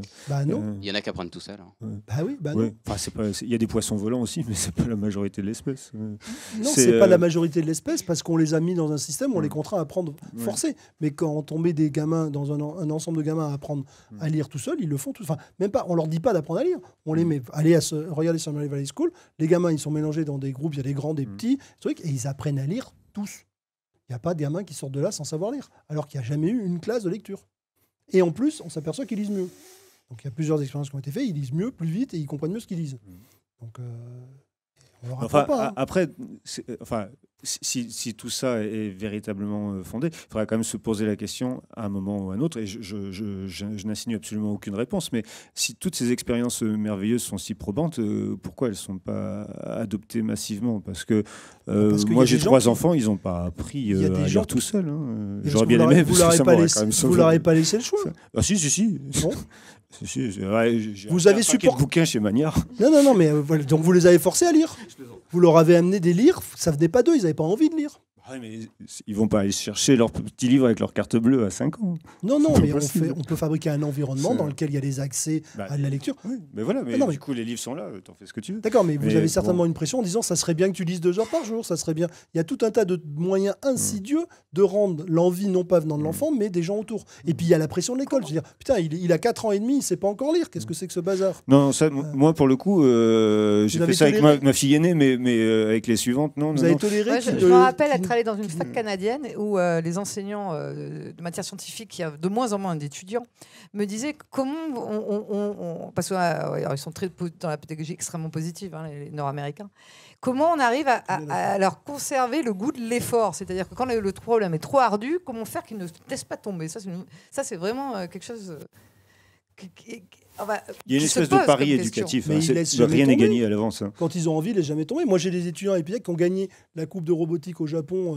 Je peux vous dire que c'est hyper difficile. On apparemment, il faut peut-être aller voir vos collègues canadiens parce qu'eux, ils ont un vrai problème. Il y a une désaffection totale des classes scientifiques. Mais je pense qu'on ne parle pas de la même chose, en fait. Parce que là, vous parlez des étudiants. Et puis, en fait, moi, dans mon esprit, quand je parle de l'apprentissage, j'essaie de balayer du tout petit jusqu'au public que je connais, c'est-à-dire collège, lycée, les étudiants, je connais pas en fait. Les étudiants, c'est plus facile d'avoir des étudiants autonomes qui vont faire ce qu'ils Non, moi je pense que c'est exactement le contraire. C'est plus dur d'avoir des étudiants autonomes parce qu'ils ont été désautonomisés depuis très longtemps. Moi, j'ai fait partie du plan informatique pour tous. Je ne sais pas si vous vous rappelez avec Jospin. Oui, c'est Jospin. Fabius l'avait annoncé. Moi, je l'ai fait quand il y avait Jospin, je me rappelle en tout cas, parce qu'il était venu chez. 85. En tout cas, c'est Jospin qui était venu. Moi, j'étais à Massy et ma mère était prof, directrice d'une école maternelle. Et donc, on a reçu du matériel de plan informatique pour tous. Donc, on a reçu une tortue, une espèce de truc rond, 2 TO7 et un truc qui s'appelait le nano réseau qui marchait jamais. Et donc, on avait les gamins, ils avaient des cartes perforées, donc ils savaient pas lire. Hein. Et ils arrivaient à faire, vous les mettiez par groupe de 5, on mettait des dessins, ils faisaient les dessins, il y en a un qui faisait, et après ils se donnaient des challenges. C'est-à-dire qu'ils faisaient par exemple un triangle, il fallait que les autres groupes essaient, et ça marchait du feu de Dieu, et on n'avait pas besoin de les embêter. Moi, je redis ce que j'ai dit tout à l'heure, hein, ça m'ennuie que le débat prenne cette tournure, parce que j'ai l'impression de me faire le chantre de l'école dans tout ce qu'elle a de plus traditionnel, mais sincèrement, l'école, enfin, j'ai retrouvé cette idée dans le livre de Tricot et Amadieu, c'est-à-dire apprendre avec le numérique, c'est-à-dire que l'école, c'est vraiment le lieu où vous allez précisément apprendre ce qui vous est pas utile pour le moment et qui vous le sera à un moment donné, mais qui vous apporte rien. Et l'idée de ces deux chercheurs, parce que ce sont des chercheurs, c'est que finalement l'être humain, c'est la seule créature sur Terre qui apprend des trucs qui lui servent à rien, en fait. Et l'école, elle doit avoir quand même ce rôle-là que d'apprendre des choses qui vous sont a priori antipathiques. Sinon, pour des questions de religion ou de préférence politique, etc., il y a plein de choses que vous n'allez pas apprendre. Et sinon, il y a un autre écueil aussi, c'est celui de l'autodidactie, c'est-à-dire qu'en fait, si vous allez uniquement que vers ce qui vous plaît, moi je repense aussi au succès qu'a eu, comment elle s'appelle, Céline Alvarez, c'est super ce discours, c'est vachement intéressant, et encore une fois, sur plein de points, je l'agrée, hein, Sugata Mitra, je me lasse pas de le lire et de l'écouter, mais on ne peut pas penser que les enfants vont faire que ce qu'ils veulent, c'est pas, si, on peut, pas possible. Je vous jure qu'on Enfin, peut. Pardon, je me suis mal exprimé. Il y a plusieurs humains qui le font et il y en a qui le font. Bien, mais ça peut pas marcher que comme ça. Ouais. Enfin, avec les tout petits, c'est pas possible. Sinon, j'imagine que. Encore une fois, il y en a qui le font. Ouais, on peut pas dire ça ne peut pas quand ça existe. Non, mais on ne peut pas le généraliser. À partir du moment où vous avez un. Vous ne pouvez pas faire une proposition en disant ça n'a pas lieu. S'il y a un exemple qui contredit, la proposition est fausse. Alors, je me suis mal exprimé. Je dis pas que ça ne peut pas arriver. Je dis que c'est difficilement généralisable. Disons qu'elle est là pour ouvrir l'esprit à des choses auxquelles les enfants ne sont pas confrontés. Je me rappelle qu'une professeure nous a emmené à un concert philharmonique. C'était une découverte et c'était via l'école. Et c'est vrai que pour ça, il y a des choses. Il y a certains milieux familiaux qui ne favorisent pas non plus des découvertes comme ça où on peut se dire. Si on dit que l'école doit donner accès à un environnement riche, oui. Ouais. Ça, c'est autre chose. Certain. Est-ce qu'il doit être contraint par des profs ? Non. Et on peut tout à fait laisser des étudiants dans un espace. Qu'est-ce que ça veut dire être contraint par des profs ? C'est vous qui décidez ce que le gamin devrait apprendre. Alors, moi, j'ai essayé ça plusieurs fois. C'est-à-dire, en gros, fais ce que tu veux. C'est fais ce que voudra te rappeler. C'est pas très, très nouveau comme proposition. Parfois, l'élève, comme il n'a pas envie d'être là, de toute façon, cette proposition, elle ne prend pas.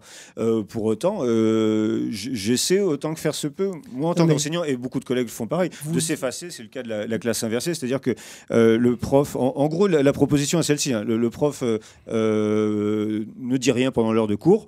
Il prépare avant, il corrige après. Mais pendant l'heure de cours, ce sont les enfants qui travaillent. Donc, on les laisse comme ça dans une espèce d'autonomie qui peut évoquer Sugata Mitra. Vous ne les laissez pas dans l'autonomie de faire ce qu'ils veulent. Ils n'ont pas décidé de venir là. Ils n'ont pas envie de ce que vous leur voulez faire faire. Ouais. Donc, ils ne mobilisent donc pas leurs ressources. Ils mobilisent toutes leurs ressources pour vous donner satisfaction à minima pour ne pas se faire engueuler. Donc, ils trouvent la stratégie la plus... Normalement, notre cerveau, il est fait pour économiser son énergie en face d'une situation. Donc, ils trouvent la stratégie qui demande le moins d'efforts possible pour ne pas se faire engueuler. Ils sont intelligents, le minimum.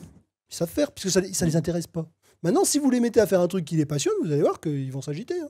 Et tout seul. Le problème, c'est que vous arrivez peut-être, je ne sais pas quel âge ils sont, ceux que vous voyez, mais ils ont vécu 10 ans avant. Dans un système où on les a... Au début, on les a mis dans une petite classe, en maternelle, ils sont tous là, et il y en a un qui dit une bêtise, on se fout de lui devant tout le monde, donc on l'humilie en public. Et ben donc la fois d'après, il dit mon gars, putain, moi j'aime pas être humilié, je suis un animal social, j'aime pas que mes camarades se foutent de moi, donc je vais fermer ma gueule et je vais attendre pour dire quelque chose, de savoir que je peux le dire, c'est-à-dire que la maîtresse m'a déjà dit que je pouvais le dire. Donc on commence comme ça et on fait ça tout du long. Okay. Ouais. Alors, oui, il y a le regard. Ouais. Oui. Il y a tout un ensemble de choses. Ouais.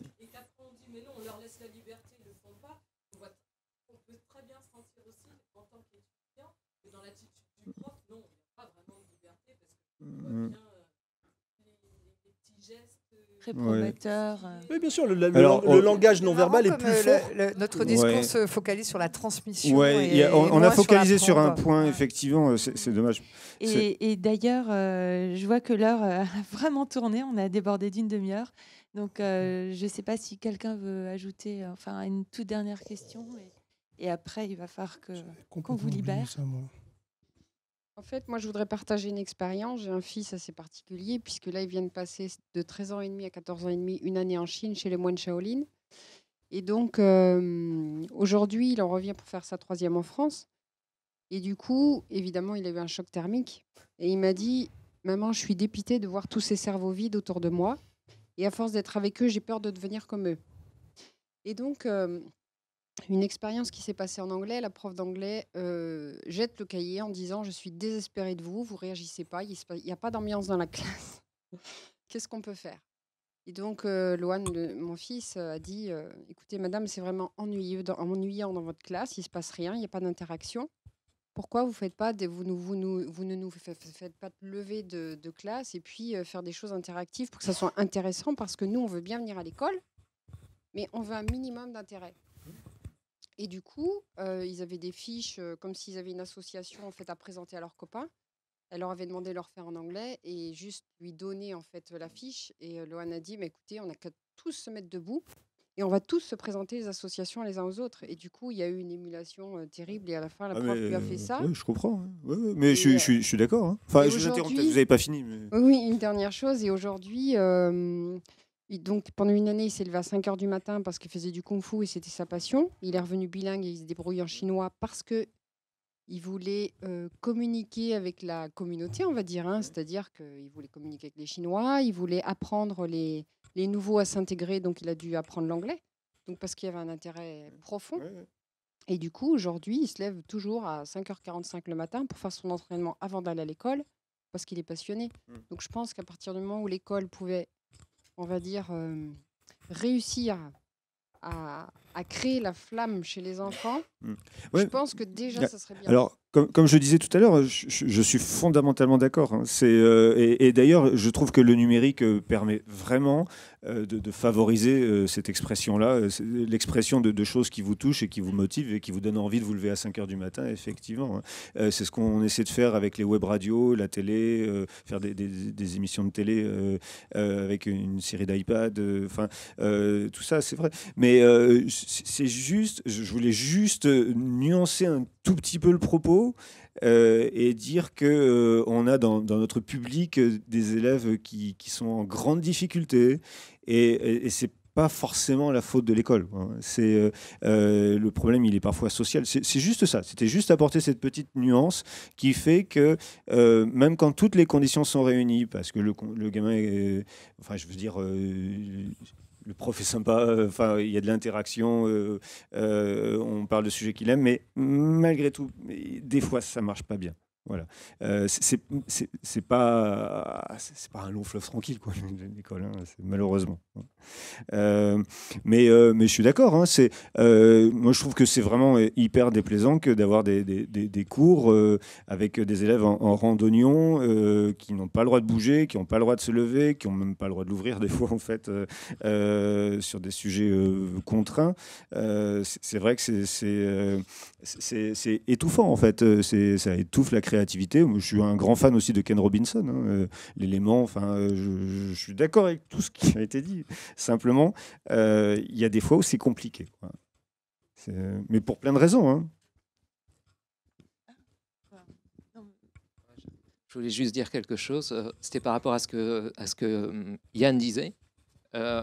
Pourquoi ton expérience fonctionne et on ne l'applique pas davantage. Imaginez qu'on l'applique à tout le monde, que des gamins soient autonomes, pensent par eux-mêmes. Si on fait ça pour tous les millions de gamins qui sortent de l'école, à la fin, qu'est-ce qui se passe? Ils vont vouloir changer complètement le système en place. Et donc, qu'est-ce qui se passe? Les pouvoirs en place actuels, soit économiques, politiques, ils veulent surtout pas ça.